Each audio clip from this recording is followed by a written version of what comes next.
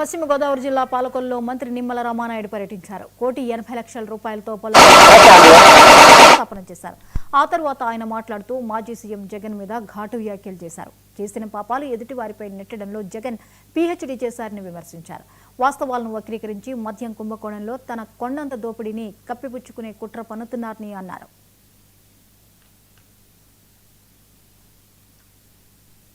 జగన్మోహన్ రెడ్డి మద్యం గురించి మాట్లాడుతూ ఉంటే దొంగే దొంగ దొంగ అని అరిచినట్లుగా ఉన్నటువంటి పరిస్థితి. ఎందుకు ఈ మాట చెప్తూ ఉన్నారంటే గత 5 సంవత్సరాల వాళ్ళ పాలనలో బ్రాందీ తయారు చేసేటువంటి డిస్టిలరీలు జగన్మోహన్ రెడ్డి గుప్పిట్లో పెట్టుకున్నారు.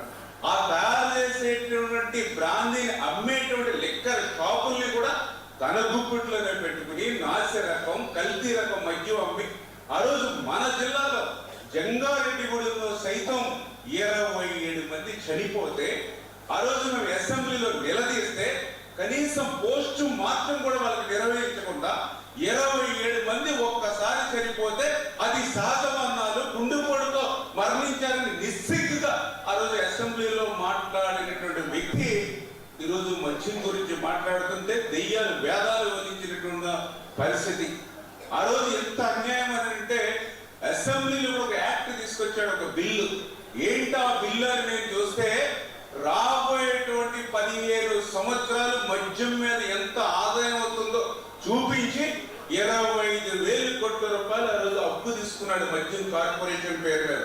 అంటే ఇంకొక 15 సంవత్సరాల పాటు మహిళల మాంగళ్యాన్ని ఆడబిడ్డల తాలిబొట్టుని తాకట్టు పెట్టినటువంటి వ్యక్తి ఈ రోజు మద్యం గురించి మాట్లాడుతూ ఉంటే రావణాసురుడు వచ్చి రామాయణం గురించి చెప్పినట్లుగా ఉన్నటువంటి పరిస్థితి.